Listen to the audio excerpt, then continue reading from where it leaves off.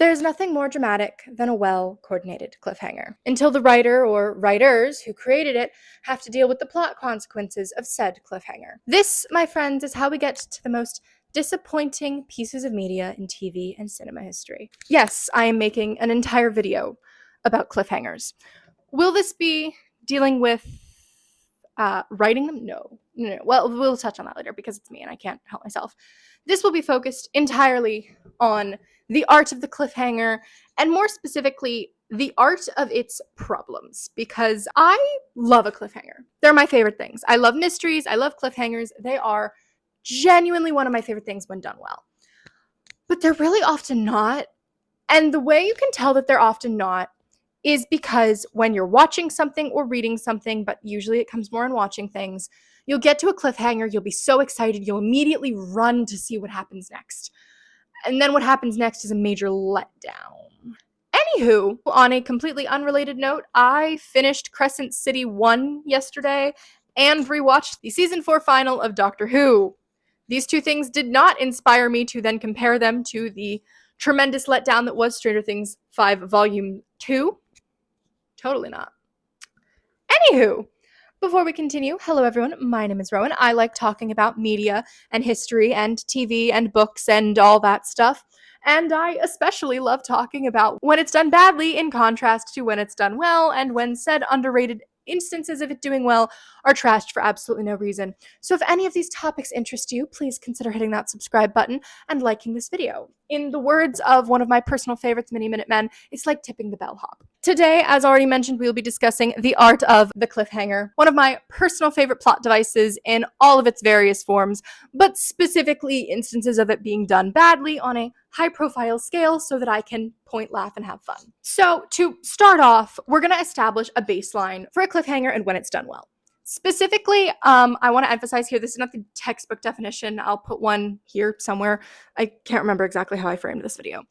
I will put the textbook definition up over my face of what an actual cliffhanger is if you are unaware, but to narrow it down, a cliffhanger, for lack of a better definition, because it's really hard to define this term, is basically a moment in a story at any given point when something happens and the audience is made to wait. Metaphorically, for instance, as the name might suggest, a major character is literally hanging from a cliff. This was a classic in older films. As such, you get the cliffhanger. We love a cliffhanger, guys. I love a cliffhanger. Cliffhangers usually come at the end of episodes in television shows, larger ones being at the end of seasons or at the midway point in seasons before a break. They are also usually designed in films to come at the end of a film, in a series of films, and in books. They're usually at the end of a book in a series, or the end of a book that an author hopes to be a series and hopes if they put the cliffhanger in, the publisher will give them another deal. We'll get to why that doesn't work as well in TV later. Don't worry. You thought I'd make this video and not complain about Netflix? Oh, you were wrong. The cliffhanger is a tactic of storytelling used to keep a reader engaged for a longer period of time and keep them wanting more. This is the same reason that a lot of writers employ tools like mystery in their novels, even if they aren't full throttle mystery novels. Again, I just finished Crescent City 1. Crescent City has a mystery as its main focused plot, but I would never call it a mystery novel. A lot of novels have focused mysteries. Most fantasy and sci-fi novels have some sort of question or mystery that the hero needs to find an answer to or solve. Even How to Train Your Dragon has a mystery. Why are the dragons attacking them? Why is Toothless good? From all forms of storytelling, mystery is a key component. You need to keep the audience wanting more. Even before the modern day of shrinking attention spans to tiny little peanuts, viewers and readers and listeners would still need a reason to keep going. Cliffhangers also, from a writer perspective, can be a really fun tool to keep tension and stakes high. A good cliffhanger from a writer's perspective could just be something that they really enjoy doing. It's really interesting. As a writer, I can assure you, we love cliffhangers too. We don't necessarily do them simply to annoy our audiences. We do them because they help elevate tension in a story. Now, there are also such things as mini cliffhangers. I see this a lot in books and in television shows, especially longer, older network TV shows that, say, had 22 episode seasons. In a show with a 22 episode season, every episode usually ends with some form of cliffhanger. A couple weeks ago, I started watching How to Get Away with Murder. I haven't finished it yet. I got distracted by Sarah J. Maas.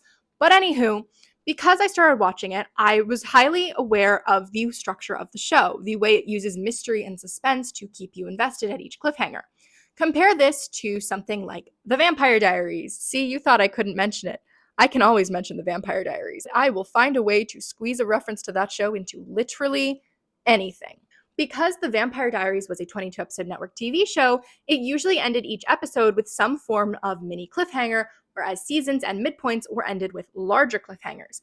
Take, for example, the cliffhangers at the end of season 1 episodes as Elena slowly discovers more, or one or two characters slowly get eaten by Damon freaking Salvatore, in contrast to the end of season 1 cliffhanger that ends with John Gilbert getting stabbed in the hand by Catherine, who is revealed to have been there pretending to be Elena for who knows how long. As such, we get this interesting contrast. Those are examples of cliffhangers. Soap operas and other TV dramas are also big proponents of this. Shows like Grey's Anatomy, Castle, or any other given network TV show you can think of uses cliffhangers at some point or another. Anytime there's a shooter or the hospital blows up in Grey's Anatomy, they will leave you on a cliffhanger because, well, it's a cliffhanger, because it will keep you more invested. This is just a fact of life. This is a storytelling tool. As such, because it is a storytelling tool, we need to establish what it is that makes it interesting. Usually a cliffhanger is hallmarked in television and film by an excellent use of score and or background music. Again, this differences in usually films and higher budget TV shows that use their own original scores. An original score is an impactful part of the scene. I referenced the Doctor Who season 4 finale and Pirates of the Caribbean. Just Pirates. I love the Pirates of the Caribbean soundtrack. This is in contrast to, say, the Originals, which has one of my favorite cliffhangers of all time at the end of season 3. In the Originals, the reason that the season 3 finale is so enticing is because it is an all is lost moment. This is something that keeps the audience wanting more. A moment in which the main characters have suffered something so great that they cannot possibly comprehend how they get back from it. The main character, Klaus, has been captured by his enemy. His family, dying, have been put into an enchanted sleep, and his, for lack of a better term, baby mama and somewhat potential future sister-in-law, Haley, is left with their daughter and the coffins of the rest of the family who have been put into this enchanted sleep, leaving New Orleans, the main setting of the show, in fear for her life. It is such a good scene, not only because it makes you emotional, but because it connects this dramatic plot with these characters' feelings, thoughts, pain. This cliffhanger is incredible because it makes you want to know more while also leaving you on what could be a false ending. It could end as a tragedy instead of a triumph. And that, I think, is a key aspect of a good cliffhanger. It either has to do one of two things, specifically in TV and film. Because in TV, there is not necessarily a confirmation that there will be another season. As such, writers will often include cliffhangers that necessitate something happening that they may not know what to do with. And on the topic of cliffhangers that writers don't know what to do with because they had the freedom to keep going, I bring you to our subjects for today. The main focus is the things I probably put in the title and or thumbnail of this video, the 3 monoliths of what I consider to be a faulty, fallen, disappointing resolution of an excellent cliffhanger. And that, my friends, is the holy trinity of iconic cliffhangers, in my opinion. There's so many good cliffhangers. I love cliffhangers. Again, literally, I could talk about this for hours. I'm trying to be succinct. For today, we are going to be focusing on 3 specific cliffhangers. Number 1, Game of Thrones Season 7. Why am I picking Season 7, you might ask? Because, well, they screwed it up so hard. But we'll get back to that. Avengers Infinity War. First time I ever cried in a movie theater. We'll get back to that too. And number 3, the most fresh in my mind, and currently the most painful to me because of, well, what's happening, is Stranger Things Season 5, Volume 1, Episode 4. Spoilers for all the aforementioned pieces of media. Let's go. To specify, I really want to emphasize that my problem isn't that these cliffhangers are bad on a technical level. No, they're good. They're great cliffhangers. The ending of Avengers Infinity War shows that the main characters have lost. It is an all is lost point. Thanos has won, and many fan favorites are now dead. Game of Thrones Season 7's cliffhanger is the final penultimate reveal that, yes, that thing that we've been leading up to, that everyone's been theorizing about for like the past 10 years, the fact that Jon Snow is actually a Targaryen, legitimate son of Rhaegar and Lyanna. Yeah, it's real. Mix that with a dragon burning down a wall of ice because the ice zombies are coming, and that is an epic cliffhanger that gets you invested. And finally, spoilers again, I'm being serious. Spoilers for Stranger Things Season 5, Volume 1. The section of that season ends with Will at what I would consider, in terms of structure, a midpoint sequence, revealing that he has powers and killing the Demogorgons to save his friends in an iconic scene. I love that. We're not going to rant about what happens in Volume 2. It's fine. Such a good scene. Such a good scene. Anywho, such a good scene. These are all examples of really well executed cliffhangers that kept me and most audience members excited for more. We wanted to see what was going to come next. We were ecstatic. And then what came next was... So, I feel I may have been a little bit false here with my use of Infinity War. Because actually the real problem child of the MCU in terms of excellent cliffhanger, minimal payoff, is Spider-Man Far From Home. That said, the problems that would arise in Spider-Man Far From Home began at the end of Infinity War. The stakes were raised so high that everyone dying happened in movie 1. Because of this, there's a little bit of tonal dissonance in the next film. And that's not to say I don't love Endgame. I saw that film 4 times in theaters because the action battle at the end was incredible. I had so much fun. I loved it. It was amazing. But I can't say that the level of drama, the level of gravitas given to Infinity War didn't taint the following films. Because while Avengers Endgame did not conclude with a dramatic cliffhanger, Spider-Man Far From Home, the next movie released chronologically only a couple months after, did. And its cliffhanger buildup was... oh, it was something. So for those of you unaware, for context, Spider-Man Far From Home ending, not simply on a cliffhanger, but on the fact that the main character's powers have been revealed, and not just revealed, but revealed by the villain post-death. That was a jaw-dropping cliffhanger. A cliffhanger that literally, I'm not kidding, prompted me to swear in public for the first time ever. I was like 13. No, I was 12. I was 12. That movie made me swear as a 12-year-old in front of my other 12-year-old friend. It was funny. It was an experience, that film. The after effects of Avengers Infinity War were not the same as the after effects of Game of Thrones and Stranger Things, which we'll get back to. The after effects were the fact that now the writers had a continuingly high level of drama that they needed to achieve that they didn't know how to match. And that is a problem, because then you get to Far From Home and you get to a cliffhanger that needs to somehow recapture and achieve that level of drama that Infinity War got.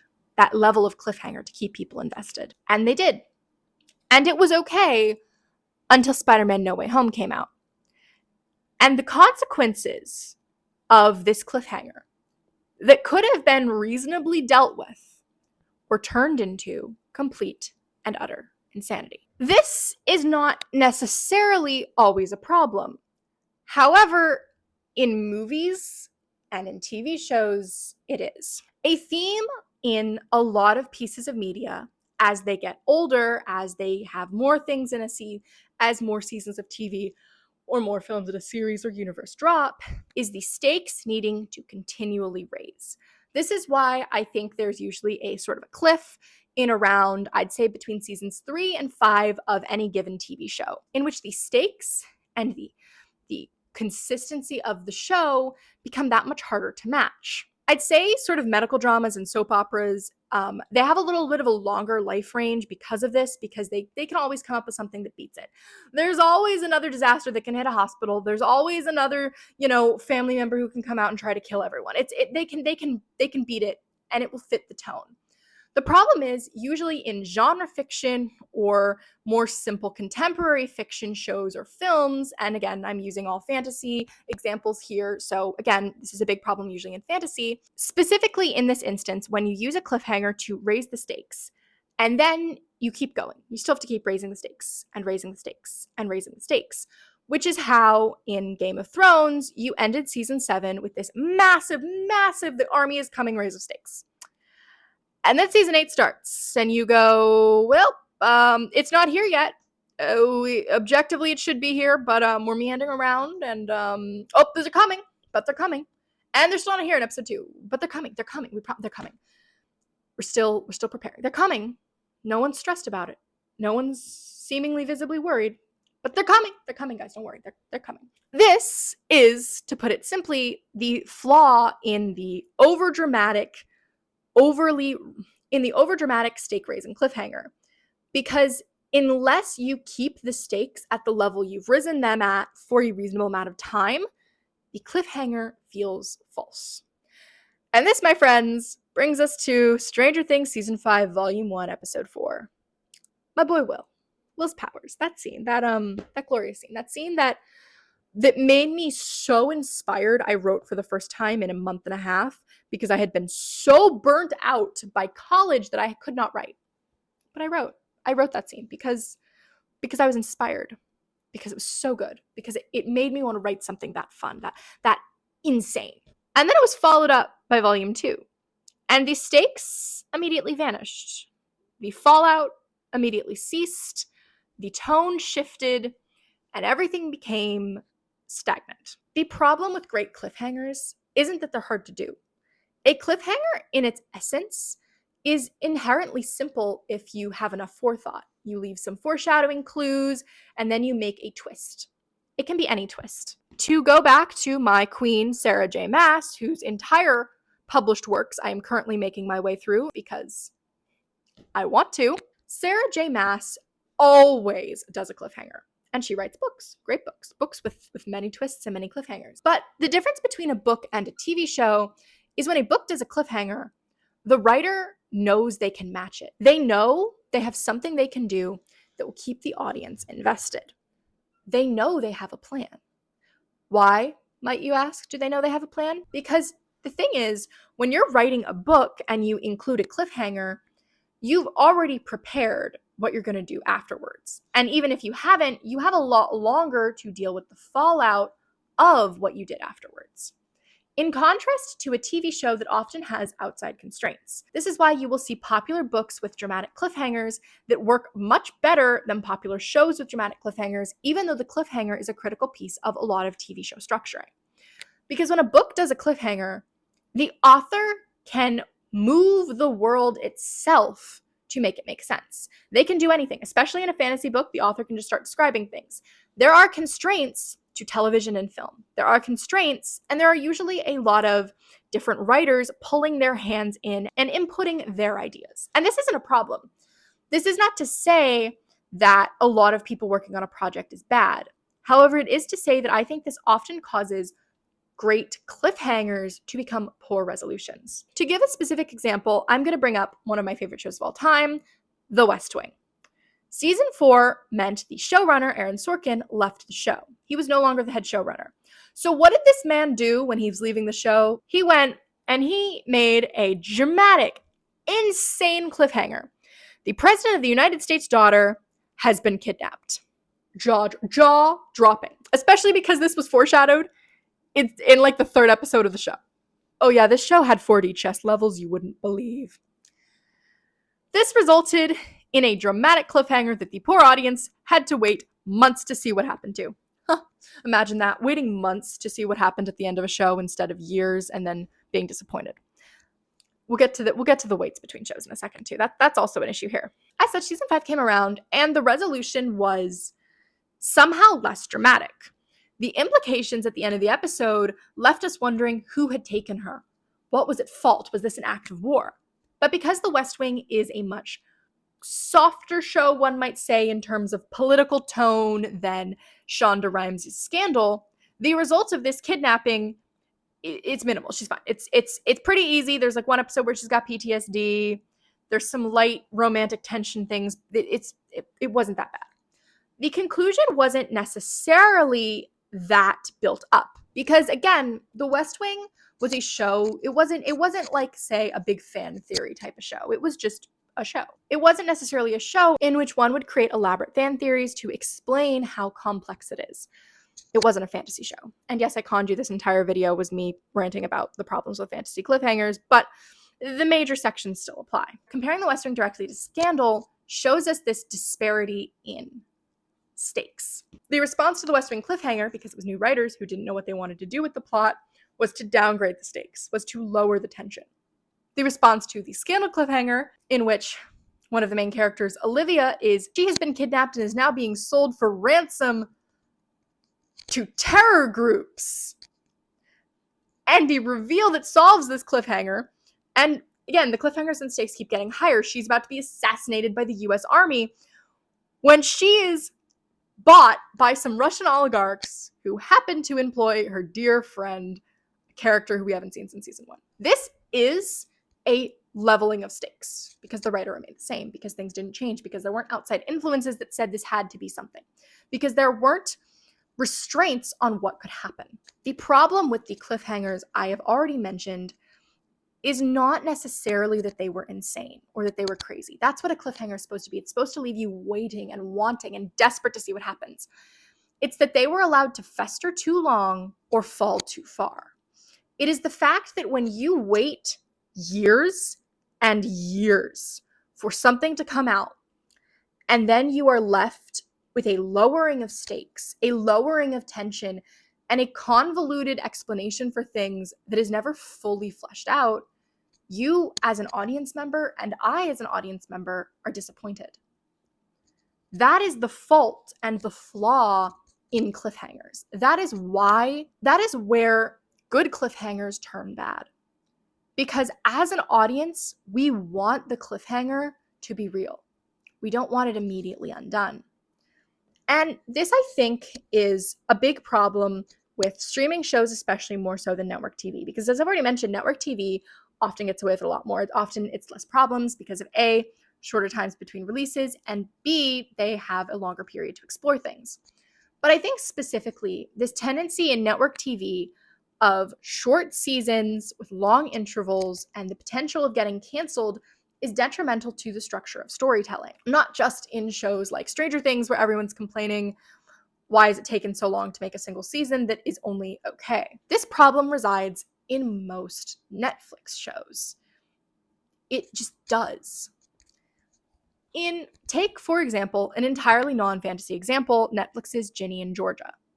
Season 2 ended with a traumatic cliffhanger. Georgia has been arrested. And then there was a prolonged period between seasons 2 and 3, longer than between 1 and 2. This results in, a sort of a bit of a letdown. Now, don't worry, they end the season with some pretty iconic scenes and another cliffhanger. The main character, Georgia, is pregnant and she's not sure who the father is. Again, I told you we were going into non-fantasy territory. That instantly gets us to baby daddy drama. Because of this, the writers did this twist because they knew they were going to have another season. In contrast, shows like Netflix's Shadow and Bone was not renewed. And the writers desperately wanted to be renewed. And so they purposely tried to cram 2 books into 8 episodes and then ended said 8 episodes with a massive freaking cliffhanger. Our main girl, Alina Starkov, has shadow powers now. You know how desperate I am for that to be resolved? It's been almost 3 years, and I'm still not over it. That is the modern day problem with the cliffhanger. That is why in recent years, I think we have been having so many more cliffhangers than we know what to do with. It is one of the main reasons I think a lot of people voice their distaste with streaming shows and with their massive binge drops and with various problems surrounding them. Expectation versus reality. On a basic spectrum, the reason a lot of people are disappointed by things that are not bad is because they were expecting something that they did not receive. For example, I read the Red Queen series by Victoria Aveyard the other week. It was fine. I liked the author. I listened to her podcast, but I was not blown away. I gave most of the books 2.5 to 3 stars because they were okay. Because my expectation from the way it was marketed to me was that it was a fantasy, only kind of, that it was a romance, minimally, and that based on at least book 1, the main character would have some sort of power acceptance arc. Spoiler alert, it's more complicated than that. These are not necessarily bad things, but because of the expectations I had going in, it was disappointing to me as a reader, and therefore I enjoyed it less. This is where the main issue with a lot of cliffhangers comes into things, and I think it is really important to emphasize for writers and readers and consumers and anyone in media spaces to remember that cliffhangers are not a excuse. They're not a throw it in because you don't know what else to do. They are an important piece of structure. And when you raise audience expectations with a cliffhanger only to immediately destroy them and quash them like a boot, the audience members will be disappointed. I am not defending any of the bad writing in the given shows and films that I have mentioned in today's video. I'm not even gonna do it in terms of cliffhangers that I thought were great and had good follow-ups, because I brought in a lot of CW shows here, and I'm not trying to claim that those are masterpieces of literature yet. That video comes later. Because of this, I think it is, again, important to distinguish that I'm not saying thing bad. I'm not saying cliffhanger bad. I'm saying going from an expectation of a certain high-level stakes risen tone to suddenly nothing is disappointing. Because we had so long between Far From Home and No Way Home, everything can sort of boil down to, well, why didn't Pepper just buy him out of it? She's rich. It is canonical that there are millions of dollars worth of lawyers on her payroll. Why didn't she buy him out of it? Why didn't Happy? Why doesn't he have an inheritance from Tony? In a similar sense with Stranger Things Season 5, why did Volume 2 suddenly feel so much lower stakes? Why wasn't it constant action-packed? Why wasn't it tense? Why didn't the audience feel tense through the entirety of the section? Even in Season 4, after the raising of the stakes, the entirety of Volume 2 of Season 4, which is about the same, if not more, time-wise to Volume 2 of Season 5, why wasn't it as tense? Why wasn't even in the, oh, we need to calm down, we need to take a break scenes, their tension, their fear? Why was it so badly paced? I'm not saying you shouldn't do cliffhangers, and I'm certainly not saying that if you change tone after a dramatic cliffhanger, you are a bad writer. I am saying in this video specifically that cliffhangers are amazing, but you have to do them right. And you can't simply throw in a cliffhanger and expect it to keep your show on a steady, solid increase. Because if you throw in a cliffhanger for no reason, it is worse than writing a bad one. It is worse to write a twist that makes no sense than write a twist that your viewers guess before it's revealed. In the same way, it is worse to make a bad cliffhanger than to make a cliffhanger that is amazing and has no follow-up. And that, my friends, is the end of today's video. I hope you all enjoyed my slow descent into madness as I rant about cliffhangers. I certainly did. If you've stuck around to this point, I would hope that you'll consider subscribing because you think I won't keep doing this. I'd really love to hear people's thoughts in the comments, specifically about cliffhangers that they think were either good or bad. I love hearing other people's examples. Cliffhangers are one of my favorite things, again. So if you have any examples that you think would be helpful to the conversation in regards to good versus bad cliffhangers, please put them in the comments. And I hope you all have a lovely rest of your day. I will see you in my next entertaining rant.